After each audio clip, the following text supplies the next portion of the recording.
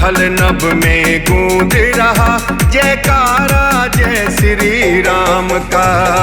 जल थल नभ में गूंज रहा जयकारा जय श्री राम का।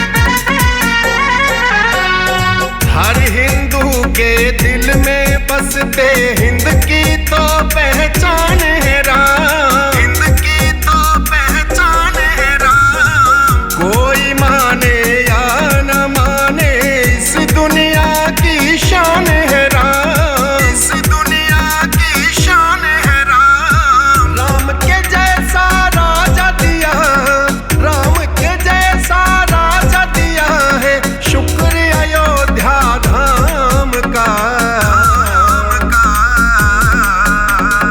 जल थल नभ में गूंज रहा जयकारा जय श्री राम का। जल थल नभ में गूंज रहा जयकारा जय श्री राम का।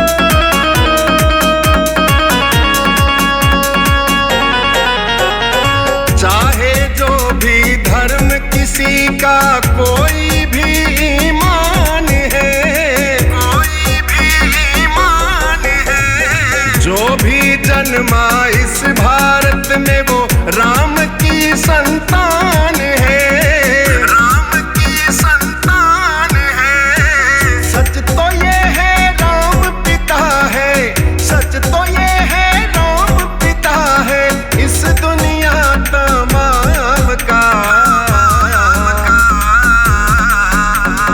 जल थल नभ में गूंज रहा जयकारा जय श्री राम का। जल थल नभ में गूंज रहा जयकारा जय श्री राम का।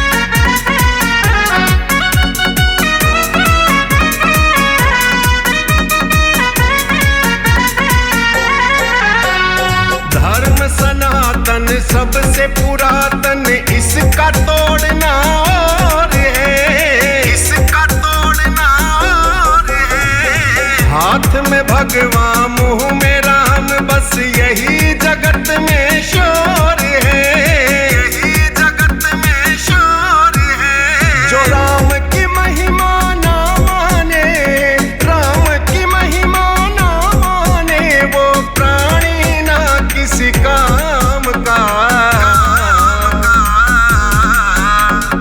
जल थल नभ में गूंज रहा जयकारा जय श्री राम का।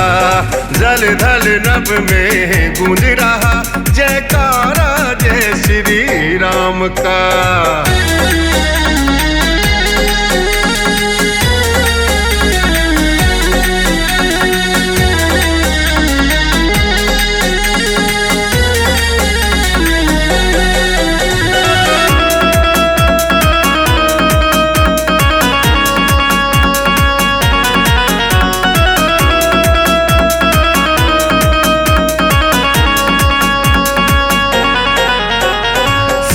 सनातनी राम के सेवक गीत प्रेम के गाते हैं, गीत प्रेम के गाते हैं। विश्व को समझे एक कुटुंब और विश्व शांति चाहते हैं, विश्व शांति चाहते हैं। हरि किशन सम्मान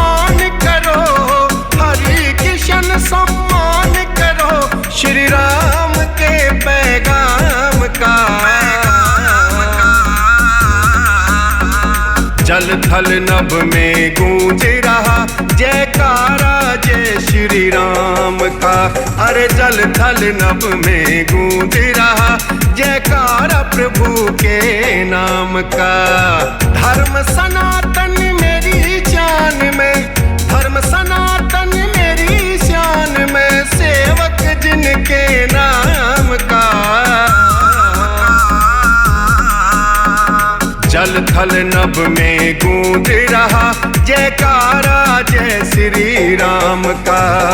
जल थल नभ में गूंज रहा जयकारा जय श्री राम का।